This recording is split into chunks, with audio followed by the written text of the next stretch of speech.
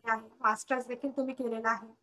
परंतु काही कारणांमुळे जर तुम्हाला घराबाहेर पडणं शक्य होत नसेल, तुमची मुलं लहान असतील किंवा काही घरातल्या जबाबदाऱ्यांमुळे तुम्हाला बाहेर पडून पैसा कमवणं शक्य नसेल, तर निराश होऊ नका, उदास होऊ नका. आनंदी राहा आणि सुखी आयुष्य जगा. त्यावरच आज मी सेशन घेऊन आलेली आहे. सुखी आणि आनंदी आयुष्य जगण्यासाठी व्हिडिओ शेवटपर्यंत नक्की बघा. या टिप्स फॉलो करा. तुम्ही तुमच्या आयुष्यात नक्कीच सुखी व्हाल. नमस्कार मैत्रिणींनो, मी डॉक्टर देवयानी सोनवणे. माझ्या YouTube चॅनलमध्ये तुम्हा सर्वांचं मनापासून खूप खूप स्वागत आहे. मैत्रिणींनो, बऱ्याच माझ्या अशा मैत्रिणी आहेत की ज्यांच्याकडे चांगली डिग्री आहे. काहींनी मास्टर्स देखील केलेला आहे, परंतु काही घरातल्या जबाबदाऱ्या असतील किंवा मुलं लहान असतील किंवा इतर फॅमिली प्रॉब्लेम्समुळे त्यांना घराबाहेर पडता येत नाही आहे. त्यांना हवा तसा पैसा कमवता येत नाही आहे.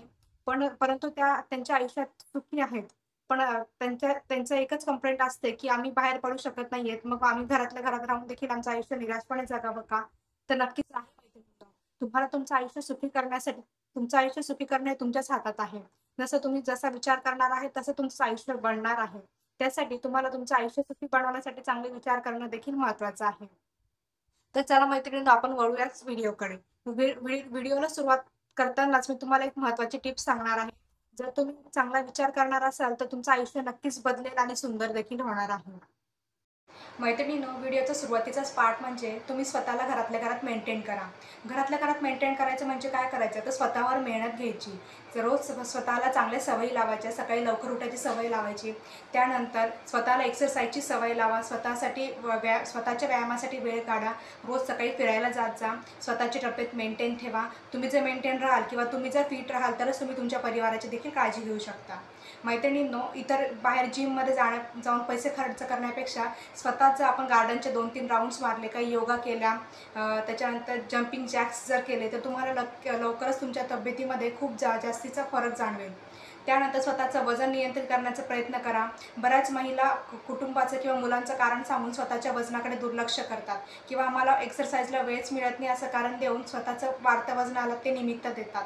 पण तसं न करता तुम्ही स्वतःच्या एक्सरसाइजला वेळ द्या, स्वतःला वेळ द्या. तुम्ही नक्की तुमचं सुखी आयुष्य जगायला सुरुवात कराल.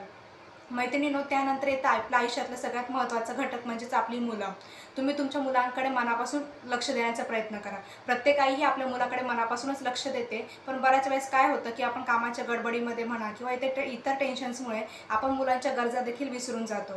तर तुम्ही तुमच्या मुलांच्या बारीक बारीक गोष्टींकडे लक्ष देण्याचा प्रयत्न करा. तुमच्या मुलांची तुम्ही हँडरायटिंग सुधारवा, तुमच्या मुलांचा अभ्यास सुधारवा. मुलांना बाहेर ट्युशन्स लावण्याऐवजी तुम्ही घरातल्या घरात देखील मुलांना चांगल्या प्रकारे शिकवू शकता. कारण तुमच्याकडे जर एक चांगली डिग्री आहे, तर तुमचं मॅथ्स, सायन्स हे देखील नक्कीच पक्का असणार आहे. मुलांना बाहेर जाऊन ट्युशन्स लावण्यापेक्षा घरातल्या घरात तुम्ही त्यांना सोप्या सोप्या ट्रिक्स देऊन किंवा घरातल्या घरात गमती-जमती दाखवून त्यांचा अभ्यास पक्का करण्याचा नक्की प्रयत्न करू शकता. त्याचबरोबर मुलांना वेगवेगळ्या पद्धतीचे श्लोक असतील, वेगवेगळे संस्कार असतील, ते देण्याचा प्रयत्न करा. वेगवेगळे पुस्तकं वाचण्याचा तुम्हाला देखील छंद लावा आणि तुमचं बघून बघून मुलांना देखील तोच छंद लागणार आहे. त्यामुळे वेगवेगळी पुस्तकं देखील वाचा आणि मुलांना वाचण्यासाठी प्रवृत्त करा. त्यानंतर येतं मैत्रिणींनो, आपलं कुटुंब. तुम्ही तुमच्या कुटुंबाकडे देखील एक जबाबदारी न बघता एक आनंदाचा आयुष्यातला टप्पा किंवा आनंदाचा आयुष्याचा भाग म्हणून बघा. त्याच्यात देखील तुम्हाला खूप आनंद मिळणार आहे. तुम्ही तुमच्या स्वतःच्या तब्येतीबरोबरच कुटुंबाच्या तब्येतीची देखील काळजी घ्या. स्वतःचा आणि कुटुंबाचा एक वेगळा असा रोज नाश्ता बनवत जा. याच्यामध्ये उसळी असतील, प्रोटीन्सयुक्त पराठे वगैरे असतील, दुधाचे वेगवेगळे पदार्थ असतील, असे वेगवेगळे पदार्थ बनवण्याचा प्रयत्न करा. जर मैत्रिणींनो, तुम्ही जर सुशिक्षित आहात, तर तुम्हाला वेगवेगळ्या रेसिपीज कशा बनवायच्या, मुलांना हेल्दी डाएट कसं खाऊ घालायचं, मुलांकडून एक्सरसाइज कशी करून घ्यायची, ह्या सगळ्या गोष्टी शिकवण्याची गरज नसते. त्या तुम्ही तुमच्या वेगवेगळ्या शिक्षणाच्या टप्प्यामधून नक्कीच शिकत पुढे आलेला आहात. त्यामुळे तुम्हाला बाहेर कोचिंगसाठी जाण्याची गरज नाही आहे. त्यामुळेच तुम्ही हा पैसा देखील वाचवू शकता आणि तुम्ही तुमच्या स्वतःला देखील खुश ठेवू शकता आणि कुटुंबाला देखील खुश ठेवू शकता. त्यानंतर मैत्रिणींनो, स्वतःला जसं तुम्ही मेंटेन करता, तसं परिवाराला मेंटेन करण्यासाठी तुम्हाला स्वच्छतेची देखील आवश्यकता असते. स्वतःची कामं स्वतःच करा. घरात कोणत्याही प्रकारची मोलकरीण किंवा इतर बाई न ठेवता स्वतःच स्वच्छतेची सगळी कामं असतील, झाडलोट असेल, घर पुसणे वगैरे असेल किंवा कपडे किंवा भांडी असतील, स्वतःची कामं स्वतः करा. कुटुंबाची देखील कामं तुम्हाला करण्यात आनंद मिळेल. त्यानंतर जर तुम्ही स्वतः तुमच्या परिवारासोबत राहून आनंदी राहण्यासाठी आणखी एक टिप्स तुम्हाला फॉलो करणं खूप गरजेचं आहे. तेच म्हणजे तुमच्या परिवाराला वेळ द्या. तुम्ही तुमच्या मुलांसोबत गप्पा गोष्टी करत जा, तुमच्या फॅमिलीसोबत तुमच्या गप्पा होऊ देत जा. रात्रीच्या जेवणात दिवसातच तुम्हाला शक्य होत नसेल तर रात्रीच्या जेवणात तर तुम्ही एक वेळ सगळ्यांनी सोबत मिळून जेवण करणं महत्त्वाचं असतं. कारण आपण त्यावेळेला अशा गोष्टींविषयी गप्पा मारत असतो ज्या आपल्या दिवसभरच्या घडलेल्या घटना असतात.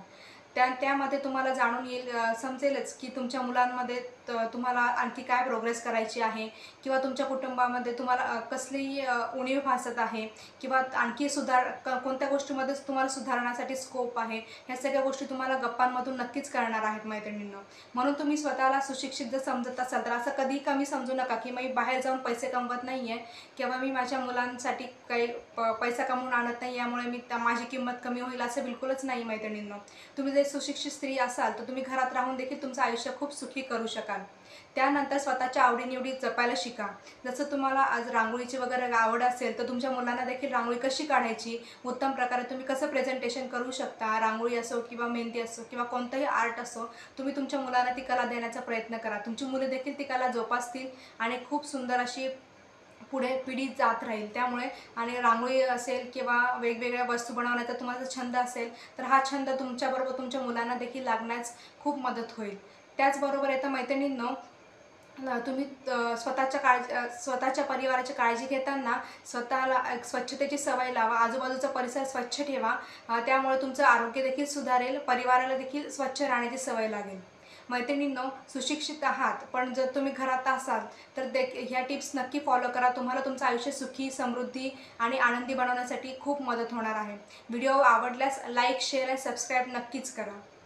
लवकरच भेटूयात पुढच्या व्हिडिओमध्ये. तोपर्यंत स्वस्त राहा, मस्त राहा.